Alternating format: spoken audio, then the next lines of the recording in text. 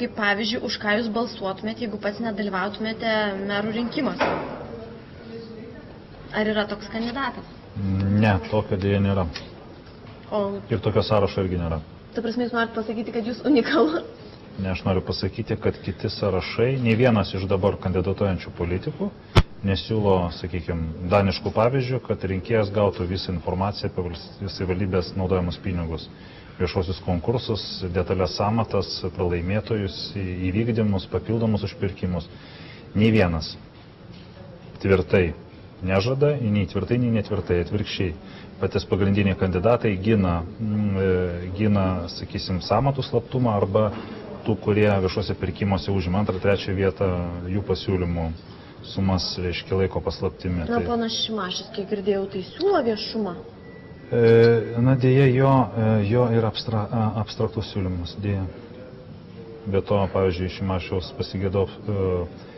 labai pasigėdau tokio skaidrumo po to, kai jo vadovavimo ministerija atidavė Beleckio visus dokumentus Baltarusijai, o ypač pasigėdau Šimašiaus, kaip jis turėjo įvertinti vieno banko veiksmą, perdodant šitą informaciją Teisingumo ministerijai, bet teismo įstatymas draudžia žmogaus bankinį informaciją, bet teismo sprendimo kam nors perdavinėti.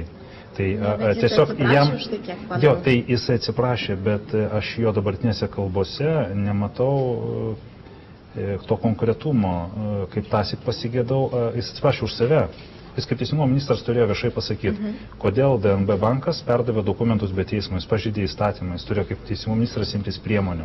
Tai, sakysim, tiek kiek Zuokas yra kietas ir atkaklus taip pat ir bloguose darbuose, tai Šimašius yra per silpnas. Na, tegul Remigijus neįsižeidžia, aš nieko asmeniškai nenoriu pasakyti, jam tiesiog trūksta kietumo.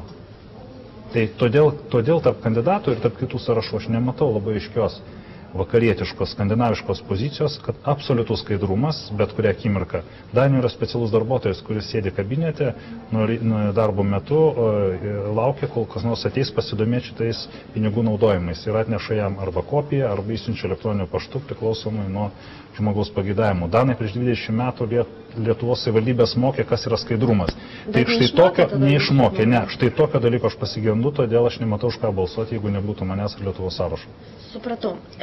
Skaitytojas, kuris pasivadino slaptai, teigia jūs palaikantis, tačiau klausia, kada galėsite priimti realius sprendimus, skaidrinti, viešinti ir nebijoti atskleisti korumpuotų pavardžių arba daryti taip, kad Vilniuje jaustųsi žmogus esantis institucijų draugas, o ne priešas, kaip yra jo nuomonė dabar. Ir taip pat klausė dėl viešų kamerų, kad būtų saugu ir naktį ir dieną. Ir tiesiog dar yra bendras klausimas, kaip sustiprinti tą saugumą. Tai gal pradėkime nuo saugumo ir nuo kamerų. Ar tai jau tikrai taip padeda? Anglai ginčiasi smarkiai dėl tų kamerų gausos, nes dalis anglų skundžiasi, kad Londono centre nebemanomas joks viešas intimus ar asmeninis gyvenimas. Ta prasme, net merginos pabučiuoti neišeina miesto centre, bet vis dėlto anglų politikai išmatavo kažkokiais būdais ar apklausomis ar rinkimų metu anglų nuotaikas ir paliko politiką daugiau kamerų, daugiau saugumo. Tai aš galvoju, kad mes gal neišradinėkim dviračio, anglai praėjo civilizacijos, jų laikas yra ilgesnis, taigi aš manau, kad kuo daugiau kamerų, tuo daugiau saugumo, tiesiog visur yra užrašai Londone, kad čia jūs esat filmuojamas. Tai ypač reikia prie tų barų, prie tokių vietų, kur žmonės gali būti potencialiai užpulti, tai ten reikia tų kamerų daugiau. Tai čia problemos tikrai nėra.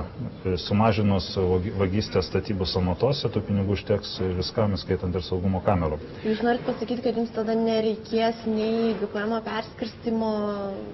Ne, GPM perskirstimo reikės, todėl kad klaipėdietis gauna 200 litų daugiau GPM, kauniečiai tenka 100 litų daugiau GPM negu Vilniaus gyventojai. Tai turint omeny, kad čia yra institucijų, centrinių valstybės įstaigų, ambasadų ir verslo įmonių koncentracija, tai miestui tenka didesnė krūvis negu Klaipėdai, didesnis krūvis negu Kaunui. Tuo labiau Vilniaus miesto geografinis įsidėstymas nėra toks patogus kaip, pavyzdžiui, Klaipėdos. Todėl investicijos infrastruktūra ir kitus tokius dalykus, jos turi būti didesnės. Kitaip tariant, nerasim sostinės, kurioje gyventojai tektų mažesnė GPM dalis negu kitiem miestam. Tai čia vienareikšmiškai reikalinga įstatymo pataisa, kitaip ta skola nemažės. Bet Zuoko koalicija labai daug pinigų išleidžia vėjais, statydama nereikalingus objektus arba išpūsdama statybos sąmatas. Ir Zuokas šiandien žinių radijoje atvirai pasakė, kad jis pritarė, kad betoniniai bordiūrai būtų keičiami granitiniais, kas yra daug kartų brangiau aplinkeliuose. Aš sprašiu senamiestį, dėl grožio galima rinktis tą granitą arba dėl paveldo reikalavimų. Taigi Zuoko koalicija ruošiasi, jeigu Zuokas laimėtų tos rinkimus, tęsti šitos švaistimo darbus, ir tas švaistimas yra antroji skolos dalis. Tai jos Seimas jau įveikti negali, bet Seimas privalo GPM pataisyti, o tas, kas laimės, jeigu aš laimėsiu ar mano koalicija, tai mes būtinai šitas statybų sąmatas padarysim skandinaviškas. Tai yra, statysim pigiai, nereikalingų objektų nestatysim. Dėl nereikalingų objektų vieną visgi noriu paminėti. Nuo Lazdynų ligoninės prasideda aplinkelis link Ukmergės plento. Ir tie, kurie važiuojate, patenkate į tunelį. Tai jeigu išliptumėt ant tunelio viršaus, jūs įsitikintumėt, kad tas tunelis absoliučiai nereikalingas. Ten būtų užtekę 2 juostų tilto į gyvenvietę. Ten nėra arti gyvenamųjų namų, dėl ko tas tunelis galėtų ten teoriškai kokį nors garsą, triukšmą saugoti. Tai va, tai tas tunelis kainavo keliasdešimt milijonų litų. Supratau, tai viena iš šaltiniai yra nereikalingi objektai. Ten buvo skaityto klausimas, kaip jūs, kada pradėsite tos pirmosius darbus. Jo. Bet aš sugrįžtant dar norėčiau prie GPM. Bet kokiu atveju tada jums, jeigu jūs laimėsite, tarkime, rinkimus, jums reikės tartis su dabartinė valdančiaja koalicija. Taip. Tai reiškia, kad tikriausiai reikės priimti į koaliciją žmoną išleisti už socialdemokratų. Na, čia dar pajuokavau. Zuokas pusiau juokais, pusiau rimtai sakau, ištekino savo žmoną už socialdemokratus, tam, kad pasilengvintų politinius santykius su šitą didžiausią jėgą, kuri be abejo ir nusvėrė paskutinį įstatymo pataisą, kuria buvo padidintas gyventojų pajamų mokestis. Aš irgi balsavau už tą pataisą. Savo žmoną tikriausiai socialdemokratams perduoti. Ne, mano žmona yra labai tvirta, savarankiška, nuo manęs nepriklauso, yra už mane gražesnė ir protingesnė, jinai be jokios abejonės laimės, išeis į antrą turą ir sumuš vargšą liberalą Grubliauską Klaipėdoje ir taps Klaipėdos merė. Tai jinai bus pakankamai įtakinga, socdemai patys norės su ja tartis. Bet jinai gali nepritarti GPM perskirstymui, nes tada Klaipėda gali gauti mažiau. Ne, mano žmona yra išsilavinusi vakarietiškų pažiūrų europietė ir jinai sutinka, kad sostinės gyventojai GPM turi būti didesnis negu kitų miestų. Visiškai. Dar paklausti, aišku, reikėtų jos. Tai pasikvieskite. Mes šeimoje su jie apie tai diskutavome ir nusprendėme sostinės neskriausti. Supratau. Kitas klausimas yra apie eilės poliklinikose, sergančius vaikus, taip pat eilės į darželius ir panašius dalykus.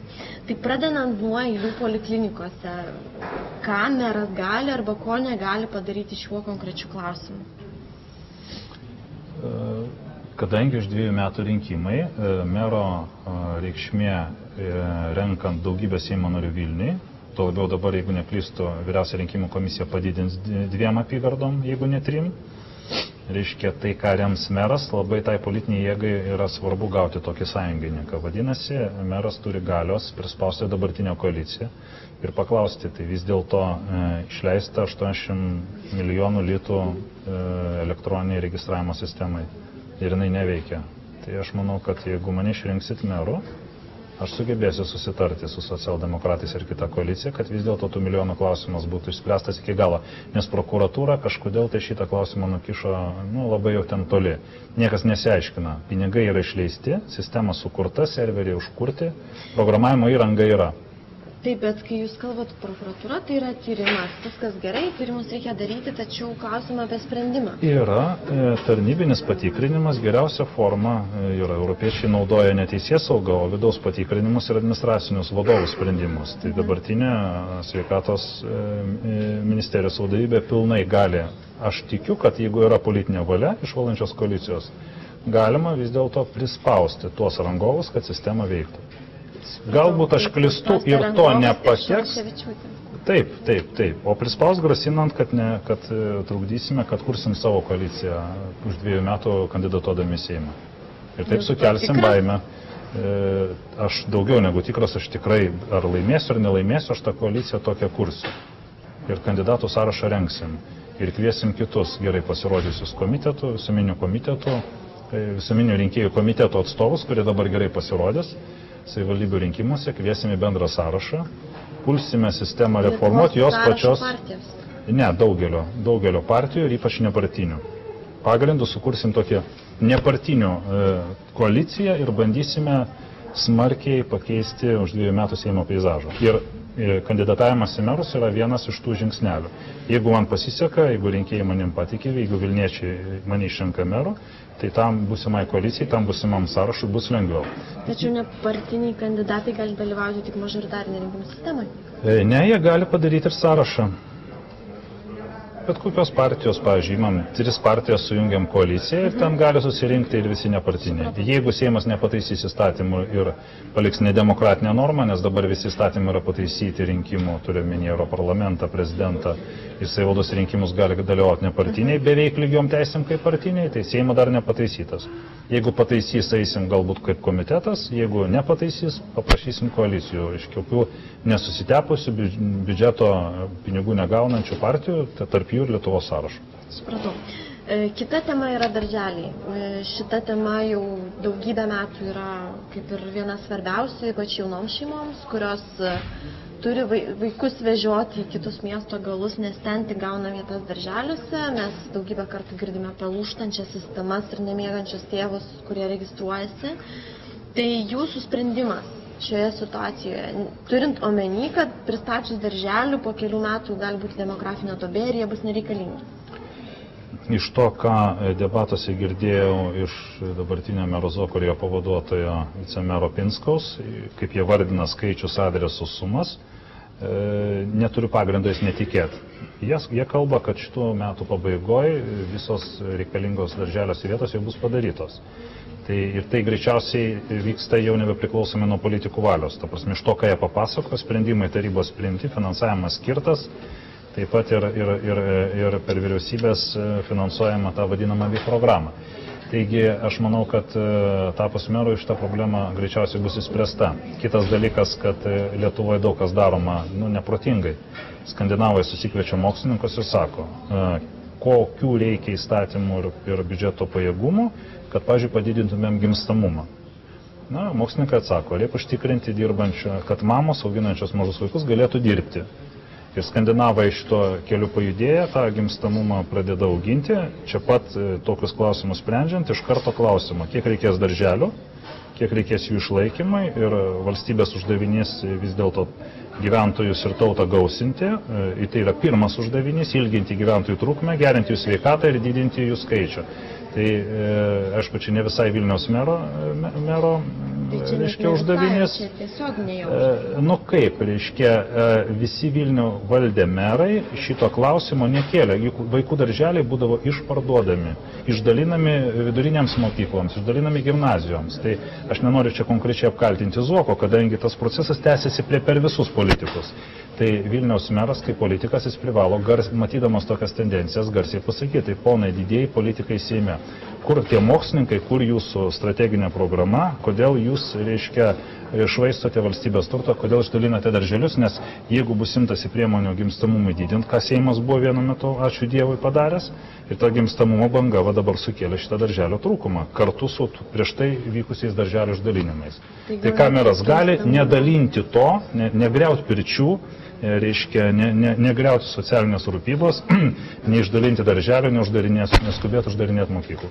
Bet tai, ponia Puteiki, apie tai, ką jūs kalbat, tai yra tiesiog ilgalaikio planavimo reikalaujantis dalykai. Taip. Tai reiškia, kad jūs turite turėti mažiausiai daugumą Seime. Visiškai teisingai. Dabar jūs to, nesuplanuosite. Dabar suplanavę esame turėti daugumą Seime už 2 metų.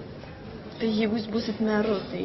Aš padėsiu mūsų koalicijos nepartinės ir partinės tos švariosios, biudžeto nesugadintų partijų koalicijai laimėti daugumą Seime, kaip meras. Jeigu neišrinks, tada būsiu vienas iš tavo organizatorių. Jeigu išrinks... Jeigu neišrinks jūsų meru, ar jūs eisite dirbti miesto tarybą? Priklausys nuo koalicijos, nuo skaičiaus, ar mūsų Lietuvos sąrašo ta komanda bus pakankamai gausi, ar jinai bus svarus argumentas kažkam sudarant koaliciją, ar ten tas styga skambės stipriausiai, ar mes galėsim tą savo nuostatą dėl skaidrumo ir piliečių traukimo į valdymą įrašyti į koalicijos programą. Jeigu aš matysiu, kad aš ten reikalingas ir man ten esant susidaro ta gausa politikų būsimai valdančioje koalicijai, kuri sugeba į koalicinę programą rašyti šitos du prioritetus - lėšų skaidrumas ir piliečių įtraukimas į valdymą, tada aš pasirinkčiau ėjimą į Vilniaus miesto savivaldybės tarybą. Jeigu koalicija sakys, ne, čia mums šitų 2 punktų nereikia ir mes neturim tam jėgų, per mažas mūsų frakcijos narių skaičius, tada aš liksiu Seime ir organizuosiu tą didįjį žygį Seimą. Supratau. Dar vienas dalykas yra nuolatinis vietų trūkumas automobiliams, ypač gyvenamosios rajonuose, kadangi sovietiniais metais vis tik nebuvo planuota, kad kiekvienas gyventojas turės po automobilį daugmaž. Tai jūsų nuomonė, ar tai spręstina problema ir kaip? Kai buvau Klaipėdos miesto tarybos nariu, mes darėm pilotinį projektą, jisai buvo sėkmingas. Tai yra, tie, kas turi pinigų, leidom patiem išsipirkti kiemus ir juos užsitverti. Tie, kurie net užsitverti. Taip, kas nori užsitverti, o kas neturi pinigų, savivaldybė už savo pinigus parengdavo detalius planus ir siaurindavom žaliasis juostas vienoj kiemo vietoj, ten įrengdami automobilių stovėjimo vietas, o kitoj vietoj tas juostas dvigubindavom. Ta prasme, jeigu medis nukertamas, vietoje sodinami 2. Jeigu žalioje veja yra kvadratinis metras išnaikinamas tam, kad automobilio papildoma vieta atsirastų, kitoj vietoj tą padarome veją. Kitaip tariant, automobilio vieta padvigubina žaliai plotą tam kieme. Bet Klaipėdai didesni kiemai didžioji daugumoje kvartalų. Čia ne visur tai pavyks, todėl kai kur tektų dvigubas tą, reiškia, panaikinus žalią veją, sakysim, už 100 metrų ją dvigubinti. Bet iš esmės daugumoje rajonų galima įrengti čia pat kiemuose šitą sistemą arba čia pat prie pat namų tas medžius pasodinti, kurie būtų, sakysim, medžių kirsti nereikėtų iš tikrųjų. Užtektų žalią veją paversti automobilių stovėjimo vietomis. Tai jūs čia pretendujant ir žaliųjų balsus?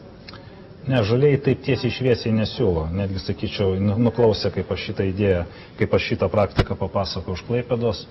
Ir drįstu pasakyti, kad žaliai pasiskolino. Iš kitos pusės, tai čia vėlgi buvusiai demokratinės Vokietijos teritorijoje šitie dalykai vyksta. Vokiečiai jau yra praėję daugybę dalykų, apie kurias mes tik tai planuojame. Tai galbūt žaliai buvo tai Vokietijos dalyje ir matė, kaip yra ta sovietinių laikų daugiaaukščių statyba pritaikoma žmonėm, kad būtų vakarietiško standarto.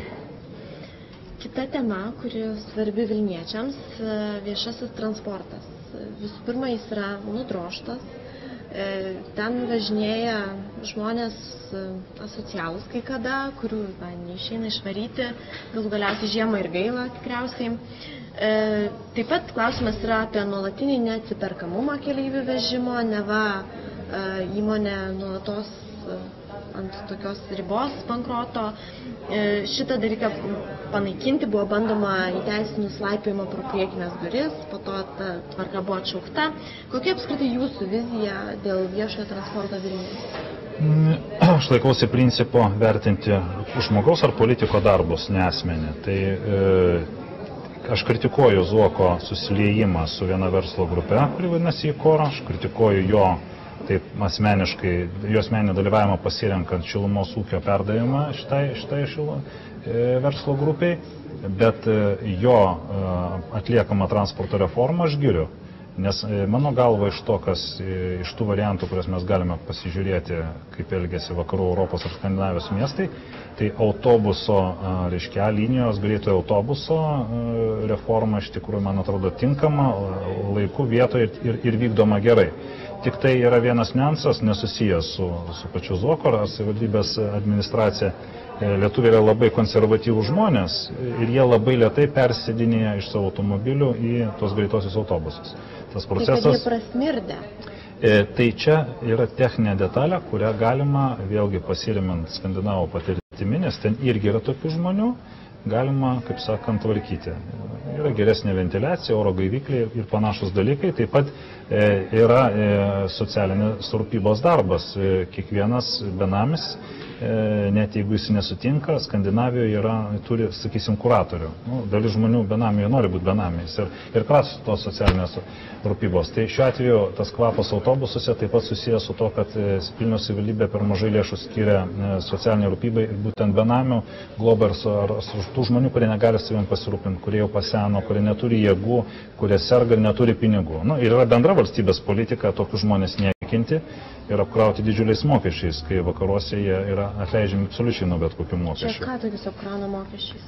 Nu tai jūs paimkite žmogų, reiškia, yra daugybė šeimų, kurie skursta ir badauja, nors vyras ir žmona dirba, bet turi vaikų ir gyvena, pavyzdžiui, bendrabučiuose ir negeria. Ir jie tiesiog neturi, pavyzdžiui, galimybės nusipirkti pakankamai muilo. Čia yra Lietuvos ir Vilniaus konkrečiai, Rasas galime nueiti, reiškia, Vilniaus centre, 200-500 metrų nuo Zuoko, to, kaip sakant, apartamentų ir turčių kvartalo. Ir mes rasim žmonės, kurie yra sąžiningi, dori, bet jie skursta ir neturi, reiškia, galimybės. Jie net pirtis Vilniuje yra sugriauta. Nu, kur jūs matėte Skandinavijoje miestą, kuriame nebūtų pirties socialiai remtiniam žmonėm? Vilnius, prašau, sau leidžia tokį dalyką. Klaipėdoj, pavyzdžiui, piketais ir mitingais nuo plėšrių liberalų mes apgynėm pirtį. Nu, mes, ta prasme, ir aš asmeniškai dalyvau organizuojant tos piketus. Ir ten tie žmonės prausėsi, beje, Klaipėdos autobusuose šitos problemos, taip kaip čia Vilniuje kelia, nėra. Bet grįžtant prie transporto reformos, tai daugiau šitų linijų, daugiau greitųjų autobusų. Ir, aišku, reikia parodyti, kad aš irgi, sakant, stengiuosi kartu su visais Vilniuje gyvenančiais. Štai yra geriausia tabletė nuo šitos ligos, kuri vadinasi kamščiais. Parodykit, ką. Aha, Vilniečio kortelė, bet aš ją rodžiau studijoje. Nu, matot, ir pasirodys, kad jūs važinėjat zuikiu. Ne, nepasirodys, kad aš važinėjau zuikiu ir nepasirodys, kad aš važinėjau automobiliu. Kiek tik tai galima, stengiuosi važinėti oranžiniais dviračiais arba visuomeniniu transportu. Tai štai yra atsakymas. O toliau lieka techninės detalės, ką galima būtų pagerinti prie to, ką daro dabartinės valdybės politikai. Tai vėlgi tas pats Vokietijos ar Skandinavų principas, tai įrengti nemokamas stovėjimo aikšteles žmonėm atvažiuojantiem iš priemiesčių. Atvažiuoji prie greito autobuso, protingoje vietoje įrengta aikštelė, iš namų išvažiavai su automobiliu, privažiavai, statė automobilį, persėdai. O ta aikštelė būtų apsaugota kaip nors? Gali būti ir taip. Čia vėlgi techninės detalės. Ne visai, nes jeigu grįžti iš centro ir tavo automobilis lieka apdaužytas. Tai gali būti ir tokios, priklausomai nuo to, kokį automobilį žmogus turi, ar jis bijo, ar jaučia grėsmę jo išdaužimą. Kita tema - vamzdis Vilniuje. Ar jums... Išjungiu mikrofoną, atsiprašau.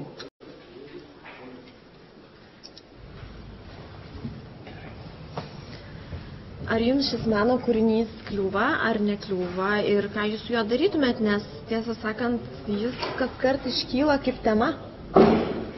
Man jis kaip meno kūrinys nekliūva ir vieta jo man nekliūna ir jis kaip tik dabar savo vietoje, jis mums simbolizuoja mūsų priklausomybę nuo Gazpromo.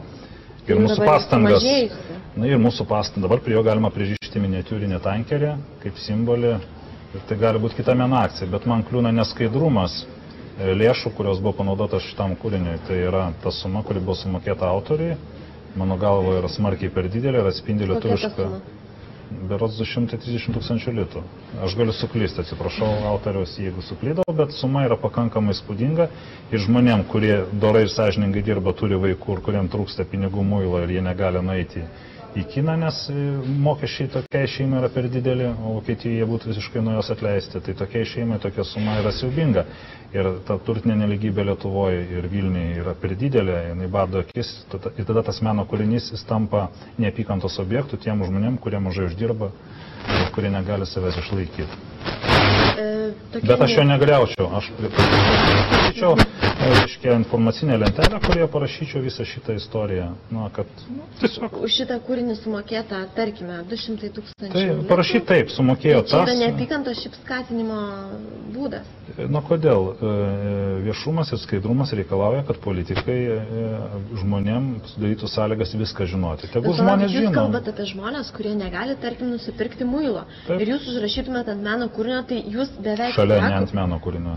Šalia. Jūs beveik sakot, tai eikit pasimkit tą vos ne autorių ir atimkit iš jo. Čia ne autorius kaltas, čia sistema. Tai jeigu mes, prancūzai leidžia savo statyti granitinius bordiūrus greitkeliuose, tai mes antri pagal turtingumą... Prancūzų ekonomika stagnuoja, tai Na, tai toj nustos. O mes kaip tik užpirkinėjom dabar tęsinį nuo Pilaitės į Ukmergės plentą, kaip tik dabar užpirkinėjom labai daug kilometrų to granito. Tai ne, ta lentelė reikalinga tam, kad Vilniečiai pro šalį eidami žinotų, už kokius politikus nebalsuoti. Nebalsuokit už politikus, kurie tuo metu tvarkė Vilnius Europos kultūros sostinės sąmatas. Ir atsimenat, buvo milijonai išleisti tinklapiam ir tie tinklapiai neveikia.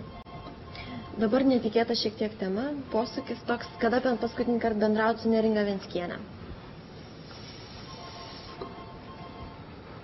Tada, kai jinai dar lankė Seimo posėdžius. Beje, nebuvau aš Garliavoje, nežinau nei kur jos namas, nei kur jos kiemas. O sudarot įspūdį tokio žmogus, kuris žinojo, dalyvavo? Ne, aš tikrai, bet aš nedalyvau. Tu čia, kai reiškia, sudarau įspūdį, sakyčiau taip.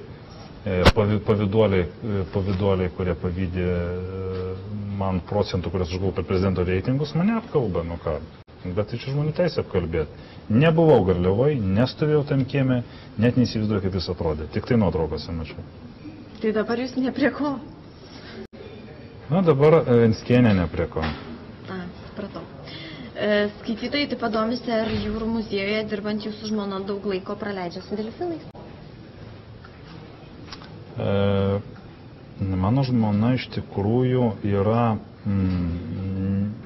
jinai atsakinga už lankytojų srauto didėjimą į šitą muziejų. Šitas muziejus nėra visai klasikinis muziejus, tai yra didžiulė gamykla, kuri gamina sūrų ir šiltą vandenį ten gyvenantiem eksponatam, tai yra gyviem žuvim, delfinam, ruoniam ir kitiem eksponatam. Ir tai yra daugiau negu 100 darbuotojų, vieni užsiima štai šito vamzdynų, vandenio ir tų gyvūnų šėrimo, o kiti užsiima, kad ateitų didelis rautas. Tai mano žmona yra atsakinga, galima sakyti taip, jinai yra šitos didžiulės gamyklos pardavimų vadybininkė.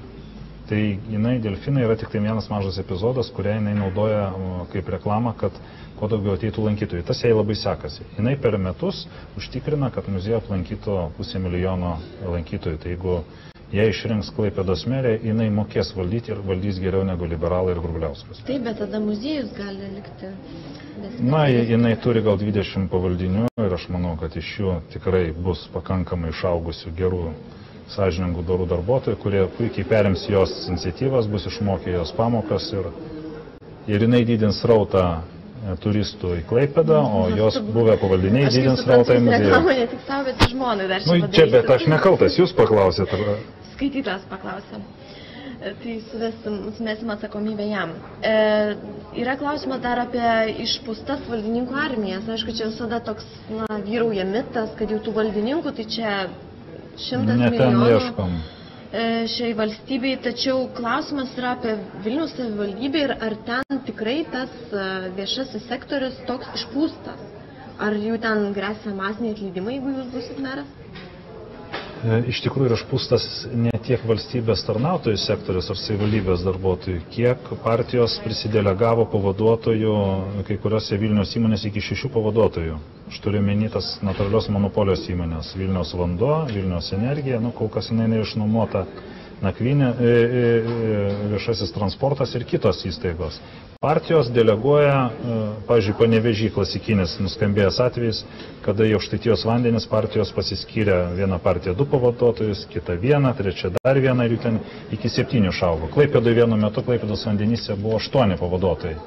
Tai čia yra ydinga partijų praktika ir ją iš tikrųjų labai nesudėtinga pašalinti. Tai yra taryba priima sprendimą, vienas pavaduotojas šitose natūraliuose monopolijose, savivaldybės įmonėse, visas tas įmonės reikia paversti viešosiom įstaigom, padaryti skandinavišką modelį. Aš skirtingai negu Zuokas ar Šimašius, jų tos liberalų partijos, kurios išpažįsta Latino Amerikos 20 amžiaus vidurio tokį laukinį plėšrų kapitalizmą, kada valstybė ar savivaldybė kuriama tik turtingiesiam, o neturtingieji numetami į pašalius be muilo, be pirčių.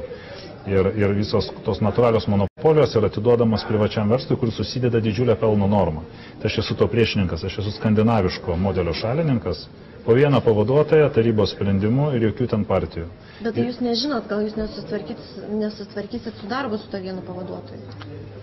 Aš pats dirbau gamyklos direktorium, be pavaduotojų. O kodėl ne tas pats? Ir labai, Ta pavaduotojų gausa yra dirbtina tam, kad būtų išlaikomi politiniai veikėjai, politinės partijos savo klapčiukus, savo pataikūnos, reiškia, įdarbina ir naudoja juos administraciniam resursų rinkimams. Jie nereikalingi, jie netlieka to jokios funkcijos. Galbūt jie netlieka funkcijos, tačiau jeigu yra kuriama koalicija, kiekviena politinė partija nori atlikti tam tikrą mero kontrolę, posto, kurio ji nekontroliuoja. Taryba. Taryboje esantis frakcijos nariai, ko puikiausiai gali kontroliuoti merą ir jo komandą. Taip yra visur, ypač Šveicarijoje. Beje, Šveicarijoje žmonės dirba Seimo nariais neatlygintinai, tai yra garbė, jau nešnekant apie savivaldybių tarybų narius. Šveicarijoje tikriausiai nėra tokio prasto požiūrio į žmonės verslininkus, kurie lygiai taip pat užsiima ir politiką. Koks yra Lietuvoje? Bet ir Lietuvoje yra vienas kitas verslininkas, kurie užsiima labdara, kurie stengiasi dirbti skaidriai, kurie sako, aš esu socialiai atsakingas verslininkas, pas mane, pas darbuotojus yra didelės algos arba didžiausios regione algos. Bet kaip Lietuvoje žiūrima į verslininką, kuris, pavyzdžiui, yra ir politika? Tai dažniausiai manoma, kad jis eina dar prisivokti. Pavyzdžiui, Majauskas. Kas jis toks, pavyzdžiui, verslininkas ar politikas? Jo alga pagal deklaraciją, jeigu neklystu, yra 15 000 litų per mėnesį. O mokesčių jisai sumoka žymiai mažiau negu tie bėdžiai, apie kurias aš kalbėjau. Bet jis nedirba pagal darbo sutartį. Tai reiškia, jis ieško schemų, jis gudrauja, tai jis yra verslininkas. Ko jis tada veržiasi į politiką? Seimas ir vyriausybė nepanaikina kitų galimybių. Tai už 2 metų mes šitą vietą pareguliuosim Seime, kai turėsim daugumą. Jo. Ne, tai aš suprantu Lietuvos gyventojus, kurie mato nuolat didėjančią turtinę nelygybę, čia kalti yra politikai, taip pat ir Seime, taip pat tie milijonieriai, kurie ten sėdė, iš kurių garsiausias yra Bradauskas. Kuris iš tikrųjų nevengia užsiminėti lobizmų, turtingų žmonių lobizmų, ir to lobizmo esmė, ne tik tai Bradauskas to užsiminėja, kuo turtingesnis, to mažiau mokesčių, kuo bednesnis, to daugiau. Tai čia yra Lietuva iškrenta iš konteksto, yra visiškai nevakarietiška, ne ES šalis, yra grina Latino Amerika 20 amžiaus vidurys. Klasikinis, reiškia, ekonominis modelis, valstybė sukonstruota turčiams. Supratau. O aš noriu sukonstruotos kaip Skandinavijai. Visiems. Nuostabu, tačiau dar reikia pabrėžti, kad Skandinavijai mokesčiai šiek tiek didesni. Taip, aš norėčiau, kad Majauskas mokėtų tokius pat mokesčius, kaip, pavyzdžiui, mokat jūs arba aš. Arba tie bėdžiai, kur dirba vyras ir žmona, turi 4 vaikus ir negali nusipirkti muilo. Gerai. Skaitytojas klausia, ar žinote, koks yra šių metų Vilniaus biudžetas? Bijau susimeluoti. Spėkit. 1 milijardas 100. Kalbate eurais ar litais? Eurais. Tiesą sakant, aš irgi nežinojau, tai Google LT ir biudžeto pajamos sieks 369 milijonai eurų. Tai litais pasakiau. Išsisuksiu, litais pasakiau. O deficitas jūsų nuomonė kiek gali siekti? Skola, man atrodo, 1,5 milijardo litų. Deficitas?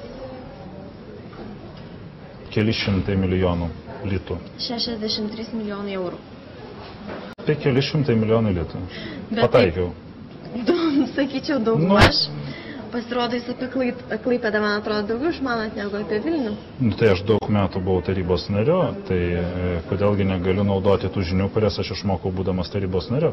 Beje, 2 kartus beveik pavyko suformuoti koalicijas, lemiamojant tik paskambindavo partijų pirmininką ir ištraukdavo aš dalyvau 2 kartus formuojant koalicijas, beveik pavyko. Bet paskambino Butkevičius su Eligijum Masiuliu ir liepė paskirti. Žinokit, argumentas beveik pavyko, jisai čia tas pats, kas aš sakyčiau parašiau beveik straipsnį.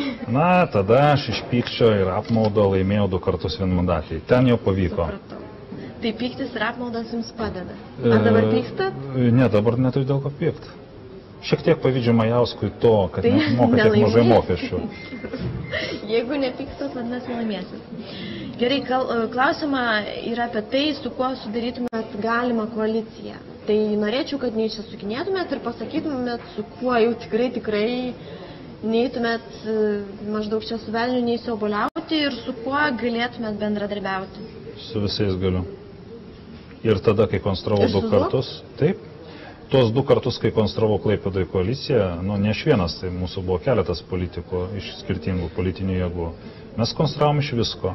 Tai šiuo atveju klausimas yra toks. Jeigu politinės partijos ar komandos pasirašo po tais dviem pagrindiniais punktais, tai yra absoliutus skaidrumas, daniškas skaidrumas, ne, ir skandinaviškas įmonių valdymas be pelno, visos monopolinės komunalinės įmonės priklauso savivaldybei ir įtraukiam piliečius per apklausas, atkuriam seniūnijas, 3 punktai. Jeigu pasirašo su visais, ir su Zuoko, ir su Lenkų rinkimų akcija, ir su Rusų alijansu, jau nešnekant apie visas kitas partijas.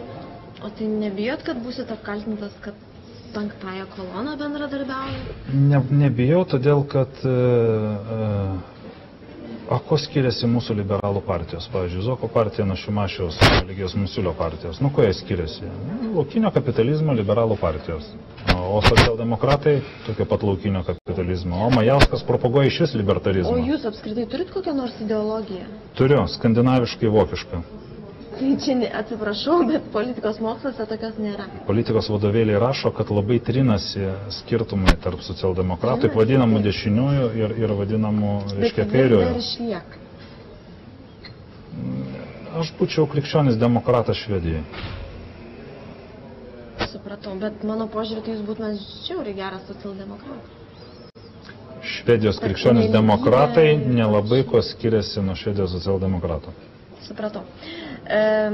Klausima taip pat yra apie vaikų problemas Norvegijoje. Čia, žinoma, nėra Vilniaus miesto problema arba Vilniaus miesto mero kompetencijos sritis. Tačiau gal galite pasakyti, ką jūs galvojate apie tai, nes kilo didelis toks susirūpinimas, kad tautiečiai išvažiavę į Norvegiją neteisingai ir neteisėtai praranda vaikus ir kad Lietuva nieko nedaro. Tai jūsų požiūris. Visų pirma, jeigu mes sumažintumėm turtinę nelygybę, tai mažiau išvažiuotų ir tą privalo daryti ir Vilniaus meras, ir Vilniaus politika, ir Seimas, pirmiausia Seimas. Antras dalykas, mes iš tikrųjų galėtumėm tom šeimom ar tom mamom vienišom ar tėvam, kurie su vaikais išvažiuoja, galėtumėm visgi padaryti tokį informacinį punktą ar medžiagą, ar ir žodžiu paaiškinti, ir žmonės nusamdyti, kad paruoštų juos tai Skandinavijos sistemą ir paaiškintų, kas galima ten ir kas negalima, ir kokiu atveju iš jų vaikai gali būti atimti. Nes mes Norvegijos įstatymų neįveiksim. Ten įstatyme parašyta, kad ta vaikus, reiškia, vaikais besirūpinančios tarnybos nieks negali kištis. Absoliučiai niekas. Tai šita prasme, reiškia, jeigu kažkas tai Norvegijos tarnybai pasirodė, kad vaikas yra mušamas, skriaudžiamas, jo poreikiai yra netenkinami, tai pradeda visokias atėmimo, pribojimo procedūras. Tai iš vienos pusės jie yra labai, mano galva, prigriežti, ypač mūsų lietuvių atžvilgių. Iš kitos pusės mes lietuviai esam dar per žiaurus vieni kitiem. Vyrai muša žmonas, kartais žmonos muša vyrus. Smurtas ir psichologinis būna, ir vaikam užvažiuojam, ir tokia yra mūsų nusistovėjusi kultūra. Ta kultūra iš tikrųjų reikėtų keisti ir artinti link skandinaviškos. Bet tai jokių būdų ne argumentas Norvegija atiminėti iš mūsų vaikus negrįžtamai, taip kaip jie dabar su to vaiku paskutiniu padarė.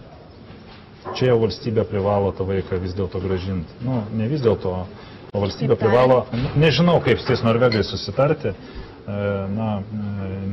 bet valstybė, mes turime, kaip čia pasakius, mes negalime leisti, kad lietuvis vaikas, tai dabar jis taps norvegu. Tai gerai, bet nieko gero. Jeigu jis būtų augęs nelaimingas lietuvis. Tai grįžtų prie to informacinio centro. Mama nežinojo, kas galima, ko negalima, kaip elgtis, kaip nesielgti. Ir čia šiuo atveju ne Norvegija kalta, o Lietuva kalta.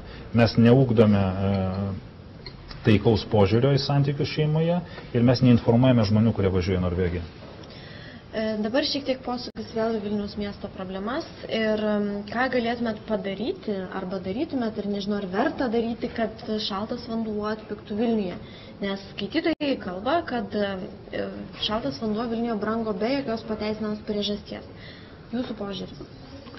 Jeigu mes paskelbsime sąmatas visų tų darbų, kurie buvo atliekami vandens ūkyje, aš manau, kad tie žmonės, kurie turi nors menkiausias supratime apie statybas, už galvos susiimtų ir pasakytų, mes nesitikėjome, kad mes žinojame, kad imame kyšiai, mes žinojame, kad vagiame, bet kad šitaip, tai yra netikėtina. Aš iš Klaipėdos regiono, žinau pavyzdžių, kur sąmatos buvo aukštinamos 6 kartus. Vamzdis įkasamas į žemę su visais darbais kainavo 6 kartų brangiau negu čia pat šalia privatus žmogus ar privati firma, reiškia, daro analogišką veiksmą. Iš to, Kaip jūs tą darytumėte? Viešinimas, viską sudėti reikia internetą. Tačiau kainos nekyla savaime, paprastai tai susiję su valstybinė kainų ir energetikos kontrolės komisija, kuri ir patikrina sąmatas ir... Ne, jie sąmatų statybinį netikrina. Netikrina, būtent ta tarnyba priima tos skaičius, kurias jiem atneša už gryną pinigą. Ir jeigu jie, ta prasme, jiem į pareigas tas neįeina, o šitos tarnybos mes nepakeisim, būdami Vilniaus politikai ar Vilniaus mero, neturi jokios įtakos. Čia didžiausia įtaka turi prezidentė ir premjeras. Tai jūs sakot, kad, ta prasme, jūs iš viso tos situacijos nepakeistumėte? Vilniuje. Kodėl? Pradėjus viešinti sąmatas ir konkursų medžiagą ir pačius konkursus padarius tokius viešus kaip Skandinavijoje, kainos iš karto nukris. Ir jūs nepatikėsit, nukris kartais, 2-3 kartais nukris. O man šiaip įdomu, jūs esat gyvenęs kur nors Skandinavijoje, kodėl taip jau? Aš, kai dirbau kultūros viceministru, turėjau specialią už švedų pinigus, nuvežė didelį būrį Lietuvos politikų ir kultūros darbuotojų, administracinių darbuotojų, direktorių, vadovų. Ir švedai tokia labai ilgą, intensyvę programą mokymų, kaip funkcionuoja kaimo biblioteka iki pat... Kokio laikotarpio? Tas buvo prieš 14 metų. Reiškia, kaip funkcionuoja Švedijos valstybė. Kiek laiko mokėtės, kitaip tariant? Man atrodo 4 dienas, bet tai buvo nuo kaimo bibliotekos iki parlamento kultūros komiteto. O po to aš specialiai, jau būdamas Seimo nariu, specialiai važiavau į šitą į Švediją ir mes 3 dienas žiūrėjom, kaip funkcionuoja savivaldybė, 3 savivaldybių įsteigta šiukšlių deginimo gamykla ir dar 4 steigėjas universitetas, kaip funkcionuoja komunalinis ūkis, atliekų surinkimas, atliekų išvežimas, biodujų gaminimas, visuomeninis transportas, lengvatos geoterminiam šildymui, lengvatos gyventojams, šiukšlių surinkimas, rūšiavimas, šildymas, šaltas vanduo, kaip dirba tarybos nariai. Jūs susipažinot šiek tiek su fasadinė Skandinavijos ir ypatingai Švedijos pusė. Tai, 4 ir 3 dienos. Nieko tai aš pats valstybės tarnybai, atsiprašau, pajuokausiu nuo sovietinių laikų. Aš 2 metus dar išdirbau Vilniaus vykdomajam komitete. Tai yra, man nereikia, aš ne pradinukas. Aš žinau, kaip funkcionavo sovietinis Vilniaus vykdomasis komitetas, bei ir komunalinis ūkis kaip funkcionavo. Aš žinau pliusus ir minusus. Tai iš to, ką aš mačiau Švedijoje, iš tikrųjų labai lengvai įgyvendinami dalykai. Pavyzdžiui, švedai niekada neleidžia jokiai natūraliai monopolijai išsprūsti iš savivaldybės rankų. Pavyzdžiui, tas pats Fortumas, kuris lūpa iš klaipėdiečių labai didelės kainas už šiukšlių išvežimą ir aukština kainas už karšto vandens ir šilumos gaminimą. Pavyzdžiui, švedai tą patį Fortumą laiko ant trumpo. 49% Fortumui, 51% Stokholmo savivaldybei. Valdymo schema yra labai aiški. Visur kontroliuoja savivaldybė. Viską kontroliuoja savivaldybė. Šaltą vandenį, karštą vandenį, šilumos gaminimą, šiukšlių išvežimą, biodujų gaminimą autobusams ir visuomeninį transportą. Griežtai kontroliuoja ir neišleidžia iš rankų. Na ir mes kontroliuojame ir visuomeninį transportą. Nieko panašaus. Nieko panašaus. Šilumą kontroliuoja IKOR koncernas. Klaipėdoje šilumą kontroliuoja Fortumo koncernas. Tai kai konservatoriai su liberalais sako, kad Zuokas blogas su Fortumu, su IKOR, iš tikrųjų jie nori išstumti IKOR ir įstumti kitą verslo grupę. Ir aš nenustepčiau, kad, pavyzdžiui, Majauskas dirba, reiškia, gauna pajamas taip pat ir iš Fortumo. Bet čia jau beveik kaltinimai. Tai jeigu Majauskas yra konservatorius, krikščionis demokratas ir sako, kad aš esu europietiškas politikas, atsistok prieš rinkėjus ir pasakyk, aš gaunu kiekvieną mėnesį 15 000. Štai šitoj skaidriai, kur yra mano internete, parašyti mano užsakovai. Aš neturiu ką slėpti. Aš neturiu sankirtų su Fortumu. O jis ką atsako į tai? Ne jūsų reikalas. Jis atsako Zuokui, ne tavo reikalas, vienoje diskusijos metu. Į tokį klausimą. Kitai taip pat klausė apie 50 metrų baseiną ir jo poreikį Vilniuje. Tai kadangi aš irgi mėgstu plaukioti, tai man tai irgi svarbus dalykas. Ir aš tai noriu. Papasakokit, kaip tie norai bus įgyvendinami. Rizikuoju atrodyti juokingas, bet Skandinavijoje plaukimas yra nemokamas. Kaip ir daržovės. Puiku. Kaip jūs tai padarysite su skola Vilniuje? Skola Vilniuje arba susitarsime, arba už 2 metų. Pasikartosiu, skola iš 2 dalių. Vieną Seimas sukėlė, sumažinęs, padarydamas mažesnį gyventojų pajamų mokestį negu kitiem miestam. Kita skolos dalis yra nereikalingų objektų ir išpūstų sąmatų naudojimas, nereikalingų objektų statyba. Tai jeigu išimam granitą iš aplinkelio, kurį dabar Zuoko komanda ruošiasi tiesti, ir pakeičiam tą Zuoko mylimą granitą, pakeičiam gelžbetoniu, tai mes pastatysim 2 baseinus. Vienas jum, vienas man. Bet čia aš pajuokavau. Mes po vieną turėsim. Taip, mes turėsim po vieną. Toks Vilniečiai galės turėti 2 baseinus. Čia jau rimtai pasakiau. Gerai, skaitytojas taip pat klausė, kad kas būtų, jeigu jūs laimėtumėt mero rinkimus, kas būtų su mikriukais vadinamaisiais, kurie buvo iš Vilniaus išgyvendinti, tačiau daliai žmonių jie buvo primtini. Klaipėdoje išliko mikriukai, jie aptarnauja kai kurios maršrutus, jie yra kaip pagalbinė dalis pagrindiniam transporto srautui, kurį jau kontroliuoja savivaldybė. Tai privatus verslas ir Skandinavijoje yra naudojamas kaip pagalbininkas. Gali būti privežamieji, pavyzdžiui, maršrutai. Aš šiuo atveju nebijau mikriukų, tik tai su sąlyga, kad viską vis tiek kontroliuoja savivaldybė ir didieji autobusai priklauso savivaldybei. Puiku. Ar kitose Europos valstybėse yra gyvatuko mokestis? Ir ką? Aišku, kad nėra. Kitos Europos valstybės, skirtingai nuo Lietuvos, vykdo ES direktyvą ir yra skaitliukai kiekvienam bute. Išskyrus bendrabučius. Tai skaitliukai, su kurių pagalba žmonės gali patys reguliuotis, ne tik tai matyti, bet ir reguliuoti šilumą būto viduje. Bet negali visiškai iki galo atsijungti, nes jeigu kažkas atsijungia iki galo, ne pagal nustatytą tvarką, tada jau jo butą šildo kaimynai, jeigu jis yra vidury įsikūręs. Bet tokių nesąmonių kaip pas mus, kai iš vis negalima atsijungti, netgi įrengus, pavyzdžiui, elektrinį šildymą, tokių dalykų tikrai nėra. Puiku. Jūsų taip pat klausė, koks yra jūsų išsilavinimas. Ir, tikriausiai tai susijęs su tuo, kad žmonės svarsto, ar jums pakanka kompetencijos Vilniaus miesto mero postui. Aš baigiau istoriją, bet čia Lietuvą ištiko sąjūdis, tada atgimimas sąjūdis, įsivėliau paminklosauginę veiklą ir tapau paminklosaugininku, bet realybė tokia, kad nei istorikų, nei archeologų, nei tikrų paminklosaugininku aš nepadirbau, aš tapau administratorium ir 20 metų viskam nors vadovauju, ar paminklosaugai, ar gamyklai.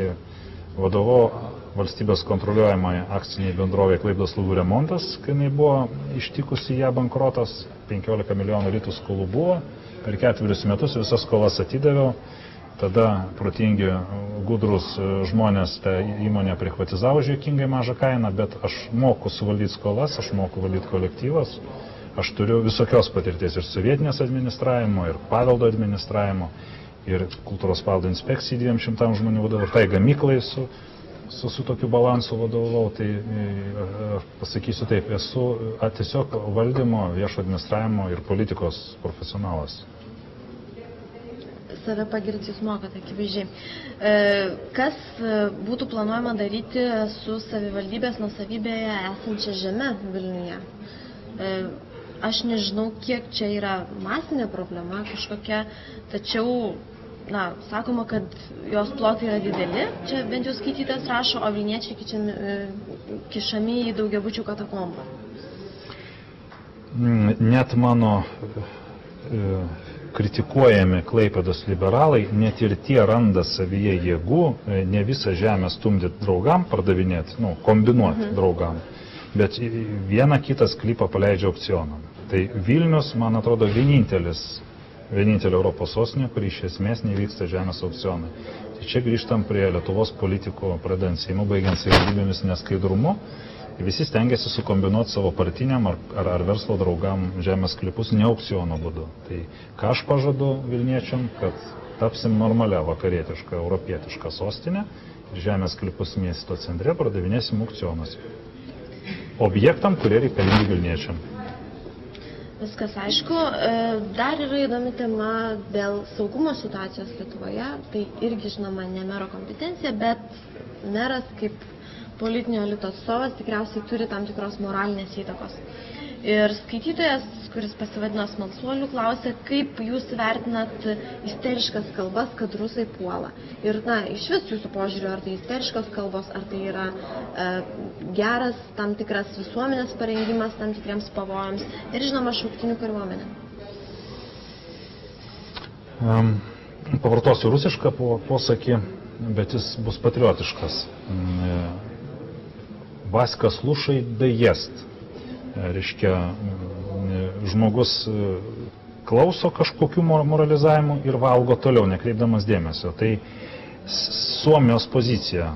Suomis valgo, ta prasme gyvena Suomijoje, jis klausosi, kas darosi ir visiškai nekreipia dėmesio į to, kas darosi, reiškia, ir tęsia 200 metų Suomijos istoriją, karinę istoriją. Laiko šauktinių kariuomenę, skiria daugiau negu 2% valstybės gynybai. Ta prasme, Suomis visą laiką ruošiasi karui. Visiškai nesukdamas galvos, reiškia, kas skamba televizijos eteriuose. Suomis tiesiog žino, kad jeigu ruošiesi karui, visą laiką stiprini savo kariuomenę, jeigu stengiasi, kad visi praeitų tą karinę tarnybą, joks kaimynas neužpuls.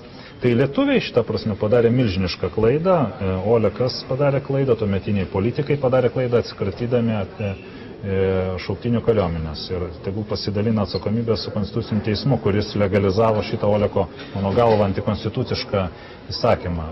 Mes kaip Suomiai turėtumėm elgtis lygiai taip pat, tai yra nuolat laikyti šauktinių kariuomenę, kaip ir Izraelis. Ir galbūt netgi aš pasakyčiau ir drąsiau. Izraelio žmonės jaučiasi saugus, nors visą laiką kažkas gali atsitikti dėl to, kad jie yra apsupti priešiškai nusteikusių valstybių. Bet ten, kadangi visi turi ginklus, su labai retom išimtim susijusiam su, pavyzdžiui, religija, tai ten visi moka gintis, ir vyrai, ir moteris. Aš įsivaizduoju, kad jeigu lietuviai nueitų suomiškų, izraeltiškų kelių, mes visi pasijaustumėm saugiau. Mums atsirastų saugumo jausmas. Dabar, pavyzdžiui, aš jaučiuosi nesaugiai. Aš moku šaudyti visų rūšių pėstininkų ginklais, granatsvaidžiais, kulkosvaidžiais ir aš tai dariau tarybinėje kariuomenėje labai gerai. Aš buvau taiklus šaulys ir ypač su granatsvaidžiu. Tai kur dabar tas mano granatsvaidis? Jeigu kas nors Lietuvą užpuola, reiškia, Suomis žino, kad jis atsiduria per 15 minučių arba per valandą, atsiduria kažkuriai Suomijos vietoviai. Ten jo laukia vadas, jis tą vadą pažįsta asmeniškai per pratybas. Ne? Ten yra jis žino, kurio jo ginklas, jis žino, kokia yra pareiga, jis žino savo bendražygius, jis yra jau apsimokęs su jais. Jis viską žino, jis žino, kurią vietą jisai gins ir kaip gins. Mes nieko nežinom. Aš nežinau, kur mano granatsvaidis, aš nežinau, kur mano kulkosvaidis. Ne? Tai jūs nesat Lietuvos ginkluotojų pajėgų dalis šiaip jau? Tai kaip aš galiu būti ginkluotojų pajėgų dalim, jeigu Šaulių sąjungos vadas, kurį čia taip visi apsiputoja, reklamavo kaip Lietuvos patriotą, pasmerkė prezidentę už teisingą žingsnį. Aš Grybauskaitę dažnai kritikuoju, bet šį kartą noriu ją pagirti. Labai laiku, labai reikšmingas, tikrai reikalingas Lietuvai žingsnis link suomiško gynybos modelio. Tai yra šauktinių kariuomenės gaivinimas. Tai iš Šaulių vadas, Lietuvos Šaulių vadas, Gulbinas berods jo pavardė, prezidentė pasmerkė. Tai štai antipatriotas. Gulbinas, Šaulių vadas yra antipatriotas. Ir todėl aš nežinau, kur aš galiu, būdamas Šaulių sąjungos narys, nežinau, kur yra mano automatas, mano granatsvaidis. Mus išgelbės suomiškas... Bet jūs būdamas Seimo narys, šiaip jau galite inicijuoti netgi įstatymų pataisas. Įstatymų pataisas verta inicijuoti tada, kai yra aiški politinė dauguma, kai turėsim aiškiai 71 Seimo narys. Jeigu yra... geopolitiniai situacijai, manau, surasit tą daugumą. Jūs nepatikėsit, kaip šitas Šimašius, kuris knygų mugėje apsirengę šaulių uniformą vaizdavo didį Lietuvos patriotą ir gynėją, jūs kai paklausysit po to, kai jis pralaimės Vilniaus mero rinkimus, kai prasidės sesija po kovo 11, jūs paklausykit būtinai Šimašiaus kalbų, kaip išeis visi raudonskruošiai liberalai ir kaip jie kovos su šauktinių kariuomenė. Jų balsais, jų pastangom, taip pat ir Šimašiaus demagogijom šauktinių kariuomenė buvo panaikinta. Tai aš kaip supratau, jūs už šauktinių kariuomenę, tačiau dažniausiai visi būna už tie, kurie jau nebegali būti ten pašaukti. Ne, atsiprašau, reiškia, ar aš panašus į žmogų, kuris negali su granatsvaidžiu ar kulkosvaidžiu išmokyti kitų ir... Daugiau negu 38 reikia. Nu ir kas. Suomija, jeigu užpultų visi, kurie gali ir moka, ir kurie yra apmokyti, visi, kaip ir šveicarai, kaip ir Izraelėje amžiaus ribos nėra. Kiekvienas izraelietis žino, kur yra automatas. Ir jis turi arba namie, arba darbe, arba dar kažkur specialiai vietoje.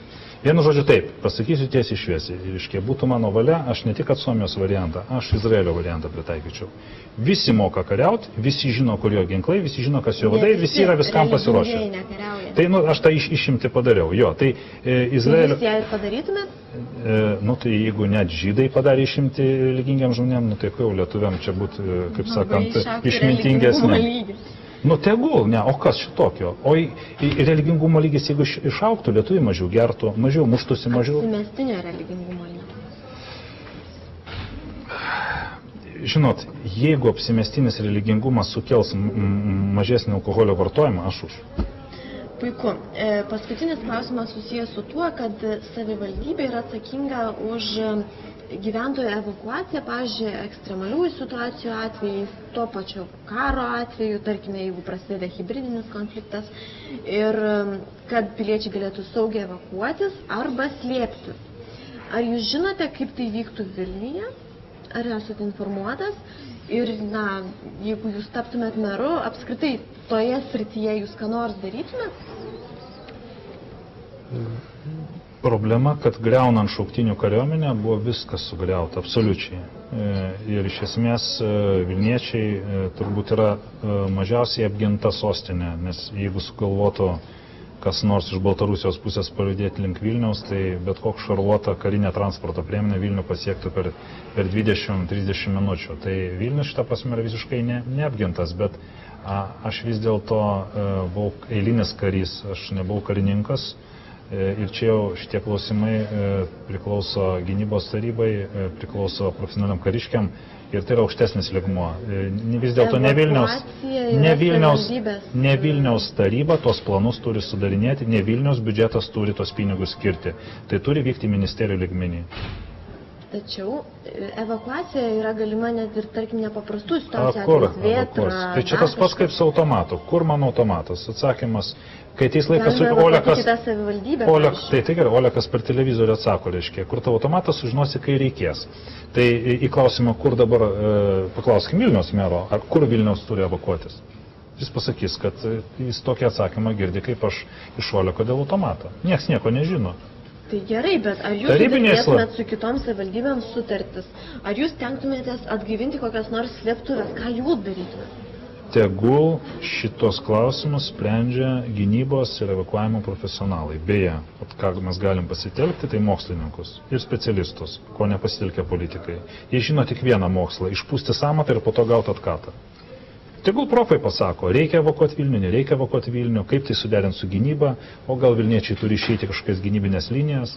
O šitą prasme aš mielai nuvykčiau į Suomiją ir sužinočiau, kaip yra, pavyzdžiui, koks yra Helsinkio evakuacijos ir gynybos planas, nors jis yra toliau nuo sienos negu Vilnius.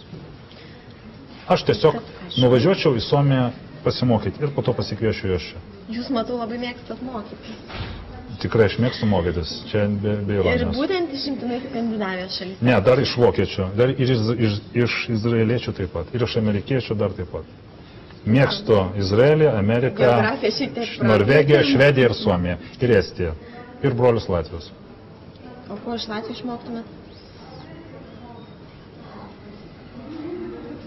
Iš Latvijos išmokčiau. Žemutinės savivaldos lygmens. Jeigu mes būtumėm Latvija, Žvėrynės, Antakalnis būtų atskiros seniūnijos, kuriuose būtų renkamos tarybos.